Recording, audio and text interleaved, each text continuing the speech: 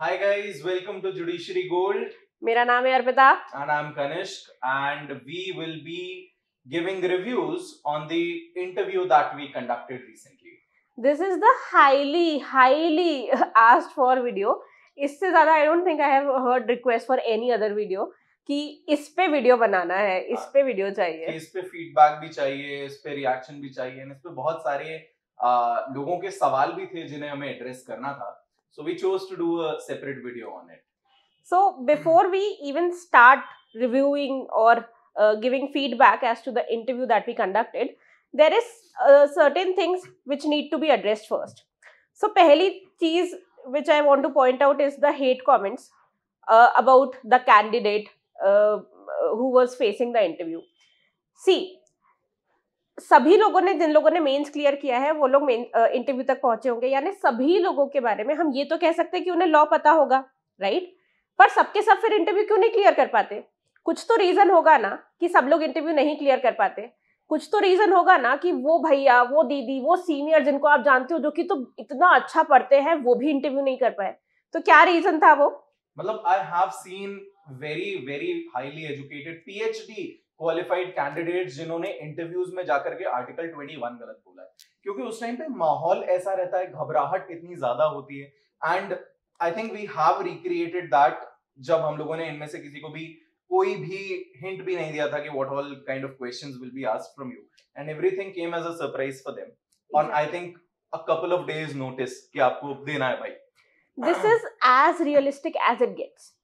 इससे ज्यादा realistic videos नहीं हो सकते हैं. जहां पे वीडियो में आपको कैंडिडेट बहुत ही कॉन्फिडेंट लग रहा है एंड यू थिंक कि अरे इसको तो सारे आंसर्स पता है, इसे तो सब कुछ आता है, वहां पे यू नो कि द इंटरव्यू इज स्टेज्ड. पूरा बताया गया है कि ये सवाल हम पूछेंगे, ये जवाब आपको देना है. So this was not the intention firstly, and secondly एक और इम्पोर्टेंट चीज कि इन दिस पर्टिकुलर इंटरव्यू हम लोग एज जजेस बैठे थे, एज टीचर्स नहीं बैठे.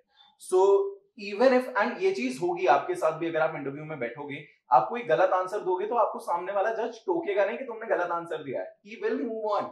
उसे नहीं, आपको सुधारना नहीं है, वो पढ़ाने के लिए नहीं बैठा है वहां पर आपको. एग्जैक्टली. जजेस एट मोस्ट क्या करते हैं कनिष्क कि वो सिर्फ आपको एक डायरेक्शन दे देते हैं. वो आपसे काउंटर क्वेश्चन पूछने लगते हैं to give you a right direction, to nudge you in the right direction, but they never stop you from answering and tell you कि नहीं, ये इसको ये आंसर गलत है, इसका सही आंसर ऐसा होना चाहिए था. ये नहीं होता इंटरव्यू में.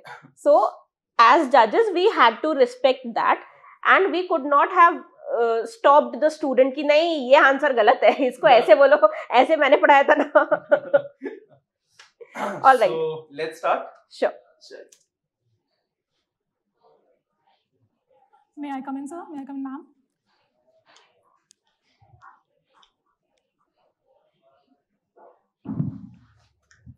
So we will be judging on confidence, demeanor, mannerism, अपने बारे में बताइए. dressing, knowledge of law, right? हाँ. So of course. सो इन्हीं 4 पैरामीटर्स पे जजेस भी जज करते हैं. आपका कॉन्फिडेंस क्या है, कितने अच्छे से आप आंसर दे पा रहे थे, the knowledge of law, presentability कैसी थी, आपकी पर्सनालिटी कैसी थी, किस तरह से आप ड्रेस थे, मैनरिज्म क्या था. सो उन्हीं knowledge of law as in the applied knowledge of law as well. Exactly. उस चीज को आप कितना अप्लाई कर पाए उस सिचुएशन में. Exactly. क्योंकि मेंस क्लियर किया है तो लॉ तो आता है, हमें बाकी चीजों को भी ज्यादा देखने की जरूरत है. Exactly. यहाँ पर. सर, मेरा नाम स्वाति सोनी है. मैंने अपनी ग्रेजुएशन बनस्थल यूनिवर्सिटी राजस्थान से की है 2019 में. उसके बाद मैंने एक साल अपनी जुडिशरी की प्रिपरेशन के लिए दिया और फिर 2020 में मैंने LLM के लिए जागरण लेक सिटी यूनिवर्सिटी में इनरोल किया और मेरी डिग्री 2021 में कंप्लीट हो गई थी. उसके बाद सर मैं जुडिशरी के लिए प्रिपेयर करती हूँ और मैं अपनी फैमिली के फर्स्ट लॉयर हूँ. This is a very good introduction. Exactly. Introduction वाले पार्ट में कभी भी आपको बहुत ज्यादा या बहुत कम नहीं बोलना होता. So this was appropriate. आपने अपने बारे में बताया, आप कहाँ से हो, आपका education, masters, and this was a fun fact कि अपने फैमिली के फर्स्ट लॉयर हो एंड जुडिशरी की प्रिपरेशन कर रहे हो. I think that's sufficient. Some people go on telling कि मेरी ये भी हॉबीज हैं और मैं यहाँ भी गया था और मैं does not really make sense. वो पूछना होगा तो हम खुद पूछ लेंगे, जजेस खुद आपसे पूछ लेंगे. मेरी आवाज हालांकि थोड़ी सी कम आ रही है, आई अंडरस्टैंड दैट, उसको मैंने कमेंट्स में भी देखा, बट आई थिंक उसको थोड़ा हाई करके सुनोगे तो समझ आ जाएगा. बार काउंसिल ऑफ इंडिया में एनरोल किया हुआ है. क्यों? मतलब अगर आपको जुडिशरी करना था तो एनरोलमेंट का क्या औचित्य? जी सर, मैंने बी ऑप्शन के लिए हमेशा ही थोड़ा तैयार रही हूँ। अगर कभी सिचुएशन नहीं ऐसी रही कि मैं जुडिशरी निकाल पाऊँ, तो इस वजह से मैं हमेशा तैयार रहना चाहती हूँ कि मुझे ये कोई वाला और क्वेश्चन भी पूछा जॉब मिल जाता जाए। है क्या आपको इस कई बात बार का विश्वास पूछते है हैं कि आप जुडिशरी निकाल कि पाएंगे? ये जी, क्यों जी। किया, सिर्फ जज आपने बनना था बी तो ऑप्शन के लिए एलएलएम क्यों किया, रजिस्ट्रेशन कराया है प्रैक्टिस बाद क्यों में, करी? और सी ऑप्शन के लिए आपने एलएलएम किया है? नो मैम, दोनों भी ही ऑप्शन है मेरे। इसमें एक थोड़ा सा या तो घबरा मैं गई।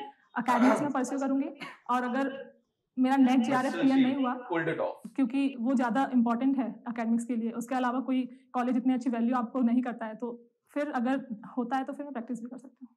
This was an honest so answer. LLM जब आपने किया तो क्या स्पेशलाइजेशन था आपका? मैम मेरा क्रिमिनल लॉ था। Criminal law. हाँ जी, आप क्रिमिनल लॉ के क्वेश्चंस में कंफर्टेबल हैं? हाँ जी मैम। तो पहले तो ये बताइए, what are your hobbies? Ma'am I like cooking. Like cooking, किस तरह का खाना बनाते हैं?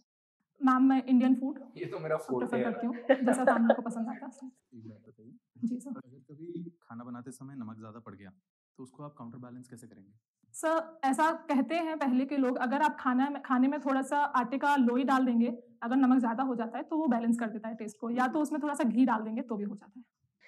पता है Kanishk, when I first sat for interview, जब मेरा पहला इंटरव्यू था, तब मेरे से पहले मेरी एक फ्रेंड गई थी जो बाहर आई एकदम परेशान।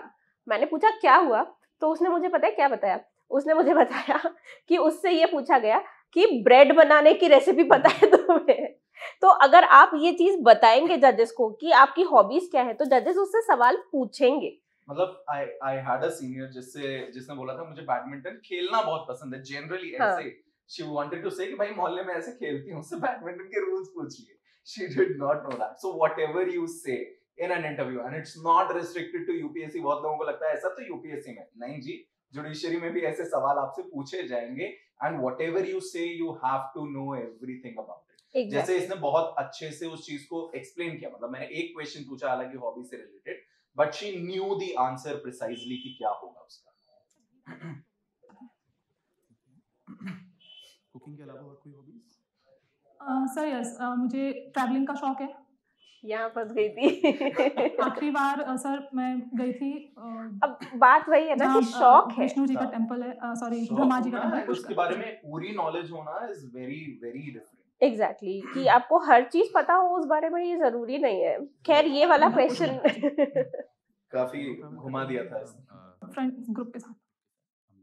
पुष्कर में ब्रह्मा जी का टेम्पल है हाँ जी, और कहीं नहीं है, हाँ जी। ऐसा क्यों?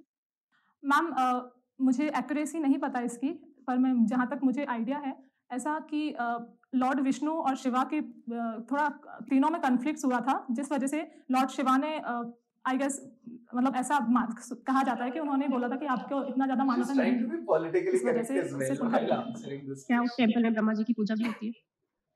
और मैम ये इतना चीज मुझे याद है। अच्छी थी कि हाँ, पता था कि तो नहीं आपका, आता एग्जैक्टली, तो पहले ही area of बता दो interest कि is मुझे criminal law। एक्यूरेटली नहीं पता है। exactly.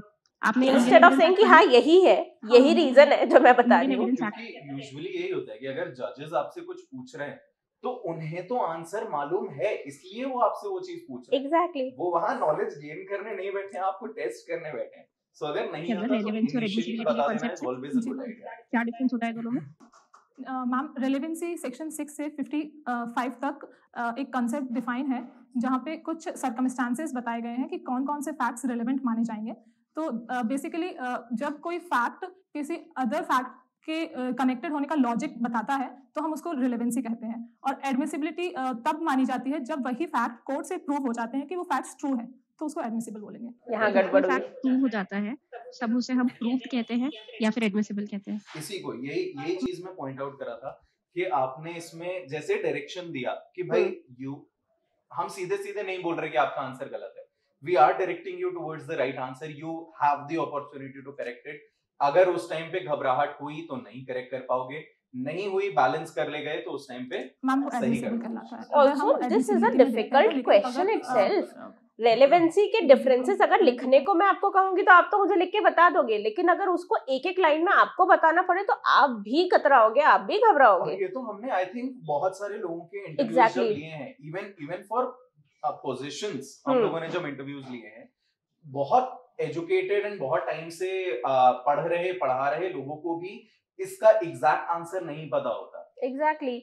इनफैक्ट हमने जब राजस्थान एमपी के इंटरव्यूज कंडक्ट करवाए थे Kanishk, we asked this question and कई सारे ऐसे लोग जो सिलेक्टेड हैं उनसे भी इस क्वेश्चन का आंसर एग्जैक्टली इन टर्म्स में देते नहीं बना। ये क्वेश्चन डिफिकल्ट क्वेश्चन है। एंड वन मोर थिंग, मतलब इसी लाइन पे अगर मैं बताऊं, देयर आर सम सिटिंग जजेस जिनका इंटरव्यू हम ही ने लिया था, they did not know the difference between void and void agreement and a void contract. क्यों?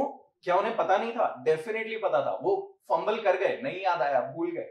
और ये चीजों को जजेस भी समझते हैं कि हाँ यार भूल जाता है आदमी, कंफ्यूज हो जाता है, फंबल कर जाता है। एग्जैक्टली कि इसका मतलब ये नहीं कि आपको आता ही नहीं है, इसका मतलब आपके घबरा गए। तो जो हम पहले स्टार्टिंग में हमने कहा था ना कि पर्सनालिटी, नॉलेज, ये चीज में नॉलेज पे मार्क्स नहीं डिडक्ट होते कि आपको नहीं पता था। इस चीज में जो मार्क्स डिडक्ट होते हैं वो पर्सनालिटी पे होते हैं कि आप घबरा गए। कॉन्फिडेंस पे जाते हैं। एग्जैक्टली।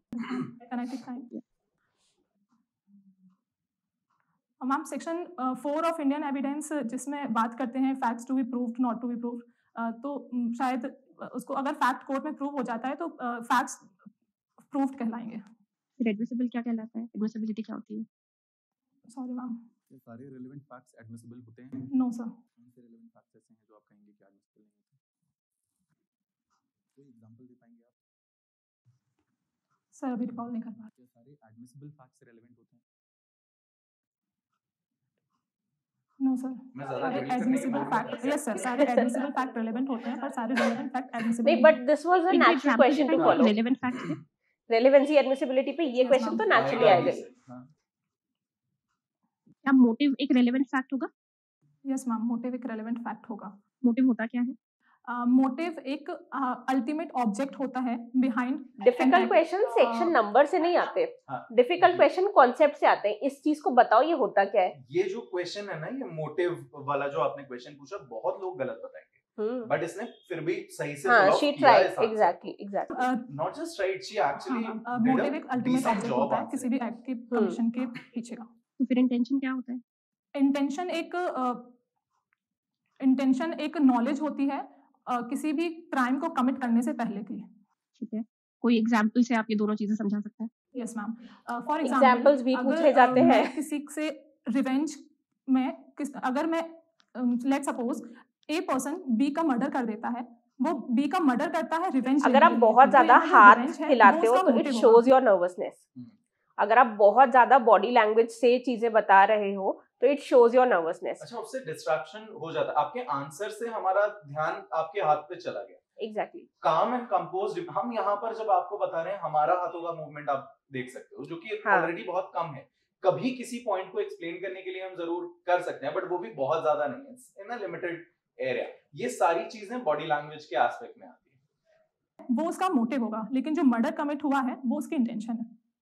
ठीक है, ठीक है। कल्पेबल होमिसाइड और मर्डर में क्या अंतर है?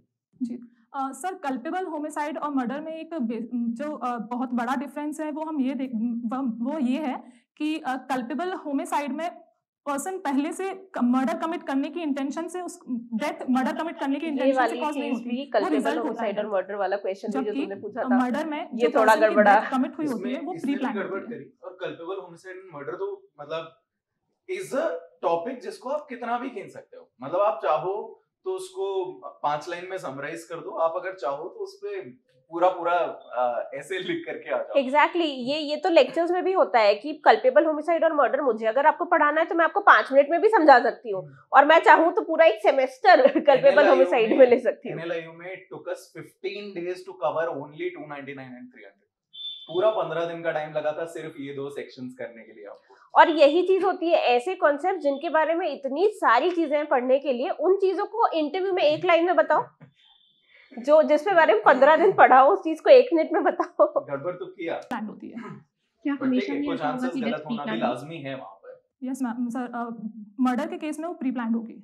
अच्छा, एक छोटा सा फैक्चुअल सिचुएशन आपको देते अब आया खतरनाक क्वेश्चन, इसमें क्या लग सकता है? जो दारू पी करके अपने घर आता है और अपनी वाइफ को पीटता है, उसने वाइफ का सर दीवार में मार दिया जिससे वाइफ बेहोश हो गई। उस व्यक्ति को लगा कि वाइफ मर गई है, तो उसने इसको उठा करके अपना एक्ट छुपाने के लिए गले में फंदा डाल के टांग दिया। उस टांगने की वजह से वाइफ की मृत्यु हो गई। इसके ऊपर आप क्या चार्जेस लगाएंगे?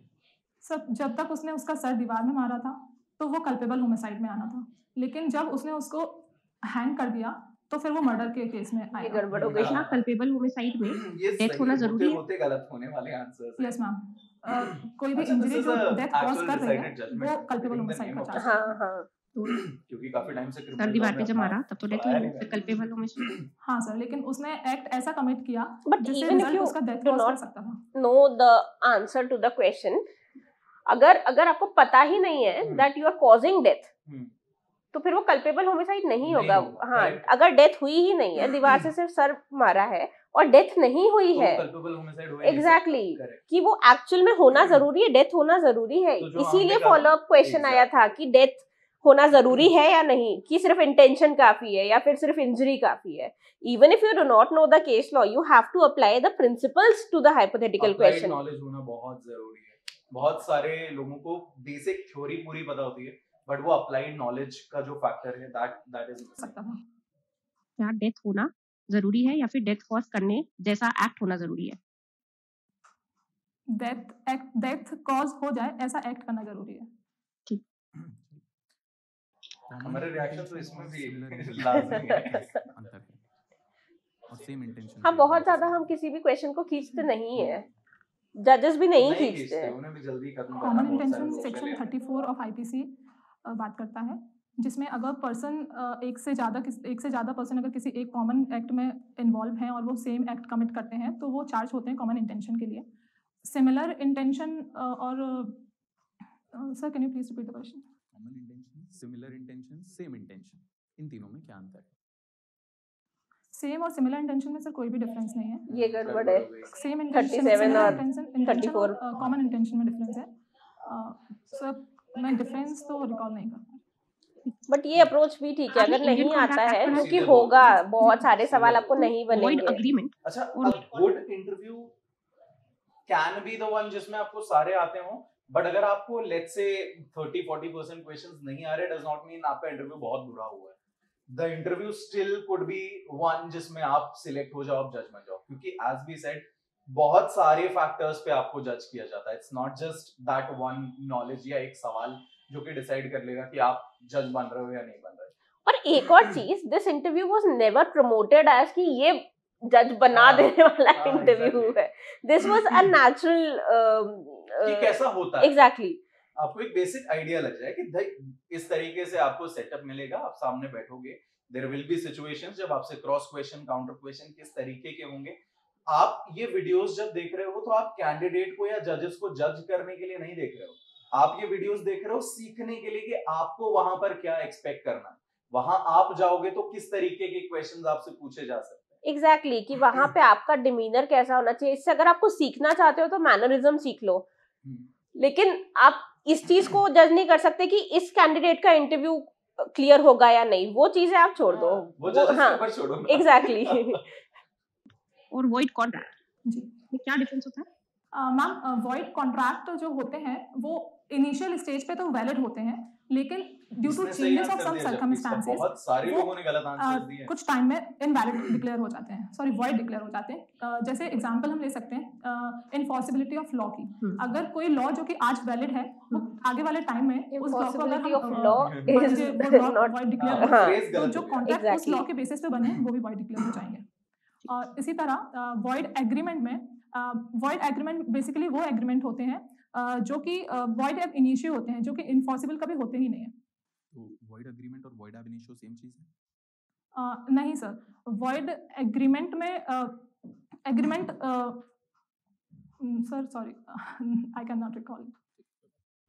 इम्पॉसिबिलिटी ऑफ कॉन्ट्रैक्ट क्या होता है? अच्छा, इसमें? दिस इज समथिंग जो कि चलो I ask you guys to tell me in the comments what is the difference between void agreement, void contract and void ab initio. I am pretty sure बहुत सारे लोगों को void agreement और void ab initio में भी difference नहीं पता होगा। Let's see in the comments कितने लोगों को पता है। और Possibility of try to contract be क्या होता है इसमें? Honest. Impossibility of contract denotes when a person when a contract cannot be performed due to incapability of person or maybe it may be caused due to act of God or some other reasons. क्या इसके बारे में कोई provision Indian contract act के अंदर बताए? Ma'am, section 58? 58?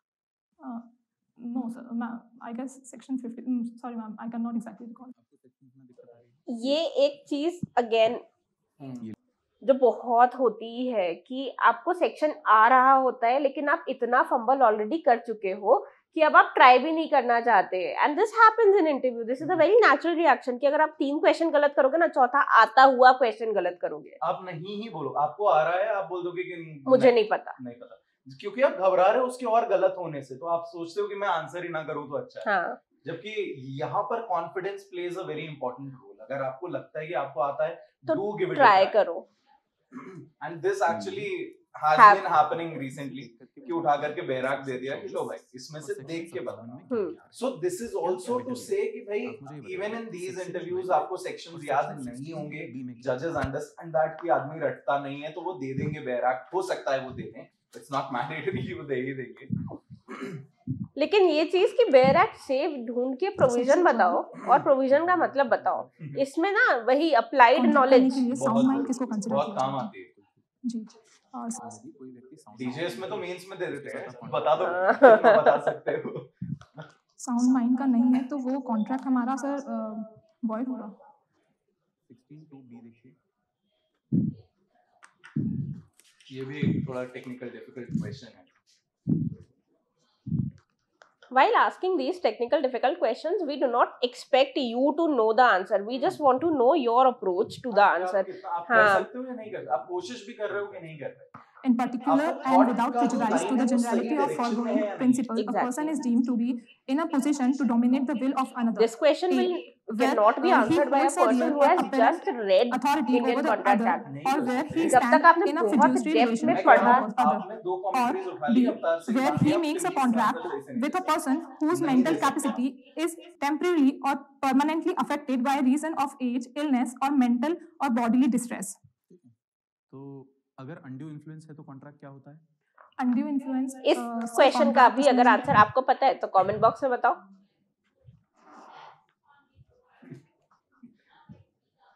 और घबरा गई इस पॉइंट पर. हाँ. सर void नहीं voidable sir.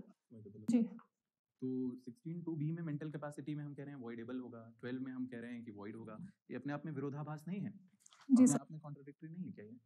Yes sir, but यहाँ पे बात हो रही है कि अगर वो डिसीजन माइनर के बिहाफ पे किसी और ने लिया है तो 16 में वो बात कर रहा है. 16 में तो माइनर, 16(2)(b) में तो माइनर की बात ही नहीं.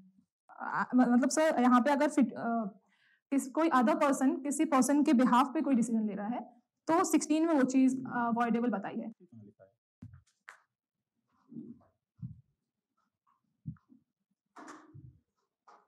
चलिए कोई बात नहीं, रख दीजिए. फ्यूचरी रिलेशनशिप्स क्या होते हैं?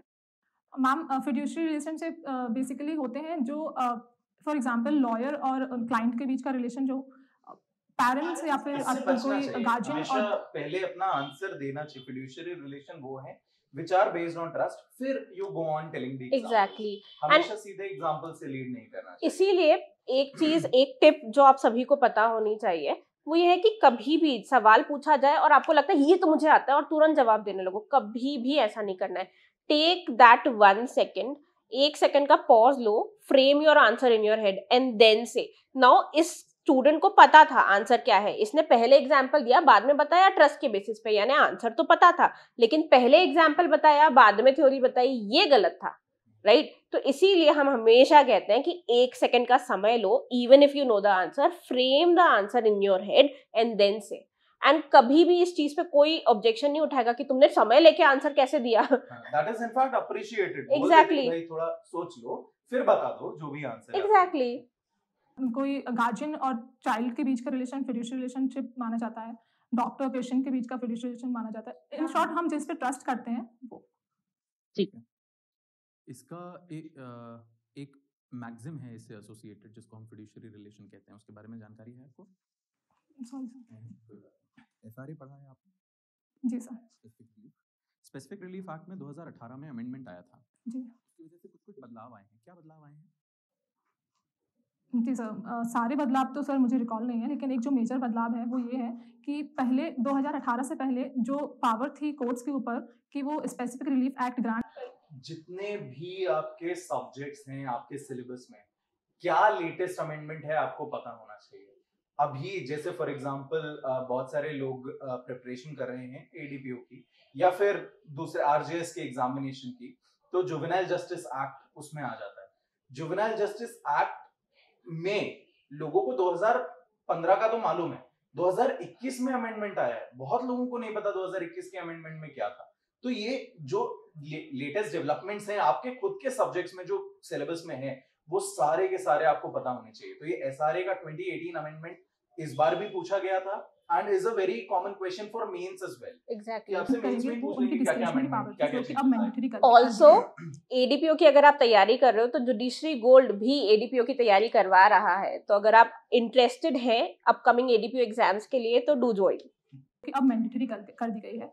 उसके अलावा सेक्शन 20 में कुछ चेंजेस इंसर्ट किए गए हैं, सेक्शन 10 में भी किए गए हैं सर, लेकिन मुझे एग्जैक्टली सेक्शंस अगेन सेक्शन 20 पहले बताया, 10 क्या बताया, इंफ्रास्ट्रक्चर से रिलेटेड भी थोड़ा कुछ changes flow किए of गए the हैं। answer। जी फ्लो में मैम। होगा तो क्या ज्यादा बोलिए अच्छा आंसर लगेगा। आंसर है कंप्लीट पर आगे भी स्पेसिफिक रिलीफ एक्ट में ही एक रिलीफ है जिसे हम कहते हैं प्रिवेंटिव रिलीफ। जी प्रिवेंटिव रिलीफ क्या होता है? Ma'am, preventive relief in form of injunction grant किया जाता है, जो कि दो तरीके के होते हैं। एक तो टेम्परेरी इंजंक्शन होता है, एक परपेचुअल इंजंक्शन होता है।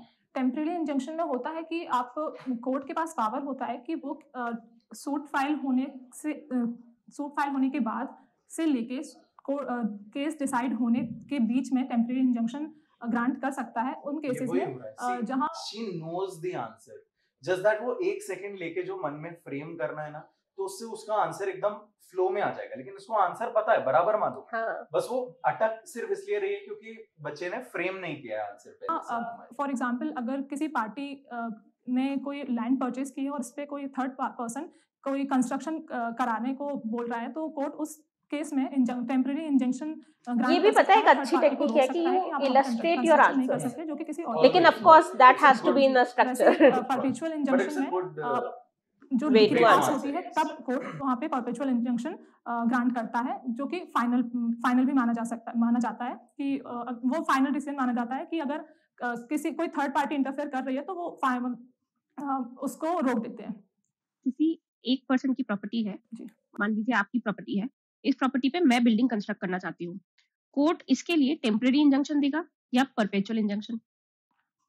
सर मैम, इसमें परपेचुअल इंजंक्शन आएगा। आपने तो अभी जो एग्जांपल दिया उसमें आपने टेम्परेरी इंजंक्शन बताया। मैम, एग्जांपल मैं इसलिए देना चाहती थी कि वो इंजंक्शन हम किसी भी सूट के किसी भी पीरियड ऑफ टाइम में दे सकते हैं। टेम्परेरी इंजंक्शन, वो एग्जांपल थोड़ा गलत हो गया। टेम्परेरी इंजंक्शन के बारे Goofers में होते हैं, प्रोविजंस it's कहाँ दिए हुए normal। हैं? No, ma'am, I can't. एक सवाल ये कि आप जैसे अब जज बनने के लिए इंटरव्यू दे रही हैं, जी। जज बनने के बाद आपका पहला काम क्या होगा? This is a good question and an interesting question। Sir अच्छा, and इस क्वेश्चन का कोई सही या गलत गलत जवाब आंसर हो नहीं, सकता। लेकिन ये जो आंसर इसने दिया वो गलत है। टाइप के वहाँ पे इश्यूज जो हैं बहुत ज़्यादा बहुत हाईलाइटेड इश्यूज क्या क्या हैं उस एरिया के, और वहाँ के जो रेसिडेंट्स जो भी वहाँ पे जो भी पीपल्स हैं उनको किस तरीके की प्रॉब्लम फेस कर रहे हैं, और इन शॉर्ट कौन कौन से एरिया ऐसे हैं जहाँ जिनसे उनको ज़्यादा प्रॉब्लम हो रही है। उससे क्या होगा? मैम, थोड़ा रिसर्च करने से ये पता चलेगा कि कोई ऐसा कोई क्रिमिनल कोई ऐसा पर्टिकुलर कोई पर्सन है जो एक ही तरीके का क्राइम कमिट करता आ रहा है, या फिर ये रैंडमली कुछ भी होता आ रहा है। मतलब ये काम पुलिस का नहीं है। जी ये जो लास्ट वाला पार्ट है ना, I request all of you to watch this very seriously and correctly, क्योंकि ना ये वाला पार्ट बहुत इंपॉर्टेंट है। एज अ जज आपको ये तो पता होना ही चाहिए ना कि आपकी पावर्स हैं क्या, और आप जाके क्या करने वाले हो वहाँ पर। एग्जैक्टली अगर आपने वहाँ पे सारा डेटा निकलवा भी लिया कि किस तरह के क्राइम होते हैं, तो उससे क्या फर्क पड़ता है? क्या फर्क पड़ता है? हो सकता है आपको एज अ सिविल जज वहाँ पे रखा गया है, मैजिस्ट्रेट वाली ड्यूटीज दी नहीं गई है, तो फिर क्या करोगे उस डेटा का? काफी काम पुलिस का होता है, काफी काम आईएएस ऑफिसर्स का होता है। It's not under your jurisdiction. Exactly. So what you are going to do is not social service. It's in the field of law, in the field of justice. उसमें आप क्या कर सकते हो उसको थॉट में रख करके आपका आंसर हमेशा होना चाहिए। और इसीलिए पता होना चाहिए कि पावर्स क्या हैं, और वो पावर जो सीआरपीसी में दी है वो नहीं, एक्चुअल अप्लाइड पावर्स क्या है आपकी। हाँ, ये ये पता बहुत होना जरूरी है। चाहिए, ड्यूटीज क्या है ये पता होना चाहिए आपको, तभी आप इस तरह के आंसर्स को ठीक से दे पाओगे। वरना ये वाले चीज ऐसा इम्प्रॉम्प्टू क्वेश्चन था which nobody would be expecting. Law के क्वेश्चन सब एक्सपेक्ट कर सकते हैं, लेकिन इस तरह का क्वेश्चन किसी ने एक्सपेक्ट नहीं किया होगा, लेकिन पूछा तो जा ही सकता है और जाता है। जाता है। जी सर, पुलिस का है, लेकिन केस सर दोनों की इन्वॉल्वमेंट जरूरी है। इन्वेस्टिगेशन में क्या कोर्ट की इन्वॉल्वमेंट जरूरी है? इन्वेस्टिगेशन में मैम, इन्वेस्टिगेशन का ऑर्डर कोर्ट ही देगी, तो इन्वेस्टिगेशन और उसके ज़्यादा इन्वॉल्वमेंट उसकी क्या जरूरी है। सारी इन्वेस्टिगेशन का ऑर्डर कोर्ट बिना देता है? कोर्ट के ऑर्डर के हो सकता है? आपको आंसर पता है तो हाँ कमेंट में जब बताओ। कोई केसेस नॉन कंपाउंडेबल ऑफेंसेस में, सॉरी कंपाउंडेबल ऑफेंसेस में कंपाउंडेबल और नॉन कंपाउंडेबल ऑफेंसेस क्या होते हैं? बस मैम वो आराम से सोच के बताइए। घबरा गई है मुझे, है ना? Visibly flustered. हाँ। तो ये बताइए कि आपको जज क्यों बनना है?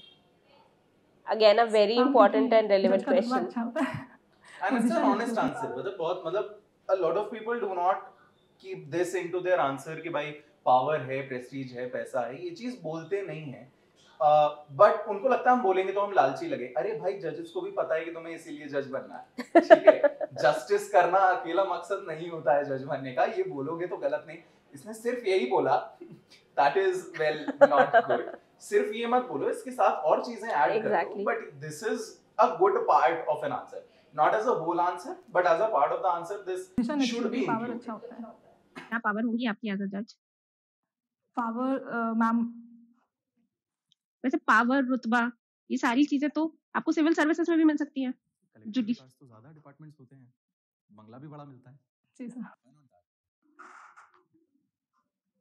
सर मैंने उस बारे में सोचा नहीं। ठीक, thank you. So generally I liked her demeanor. Generally, Exactly, overall. mannerism, demeanor, and the way the demeanor में mannerism के साथ ये सारी चीजें भी आ जाती है that she never cross questioned us. बात काट के नहीं बोला बहुत सारे कोई लोग भी चीज। जजेस की बात काट के अपना बीच में आंसर देने लगते हैं। आपको तो सब आता है, तो फिर आप तो आधे क्वेश्चन में ही काट के आंसर करोगे। क्वेश्चन इसने सुना बाकायदा और उसने आंसर दिया। So I believe she answered more than half of the questions correctly. बाकियों में जहां इसको आता था इसने ट्राई किया, जहां नहीं आता था इसने सीधे बोला भाई नहीं आता मेरे को। और एक पॉइंट वो इंटरव्यू में आता ही है when you do not trust yourself, जहाँ पे आपका खुद का ही जजमेंट कॉल गलत हो जाता है। आपको लगता है आपको आता है लेकिन आप गलत बोल देते हो, या फिर आपको लगता है कि आपको नहीं आता लेकिन वो चीज तो आपको आती थी। यार मतलब आज की तारीख में अगर मैं अवतार सिंह जी के सामने बैठूं और वो मुझसे क्वेश्चंस पूछें कॉन्ट्रैक्ट के, मैं गलत करूंगा। मुझे आते हैं, मैं पढ़ा चुका हूं 25 बार, फिर भी मैं गलत करूंगा। Because Exactly. this is how interviews are in any examination that you appear for. So generally, I would say this was a good interview and this was a realistic interview, to be Exactly. very honest. इस interview से don't take the knowledge of law from this Right. Interview. जो take away होने चाहिए वो होने चाहिए mannerism, वो take away होना चाहिए हर personality. It was pleasing Her to dressing was very appropriate. Exactly. बहुत सही तरीके से इसकी ड्रेसिंग थी, इसका मैनरिज्म था, बीच में नर्वसनेस वाला एस्पेक्ट था जिस पे अगर ये काम करे तो she would be a very good candidate. Exactly. It's not just the knowledge of law, जो कि इसका अच्छा है, but there are several parts in the knowledge of law जहाँ पर थोड़ी सी गड़बड़ हुई, and वो होना यार स्वाभाविक है। Exactly, this was not a bad interview, this was not the best interview इधर, लेकिन ये एक अच्छा इंटरव्यू था। ये अच्छा interview था।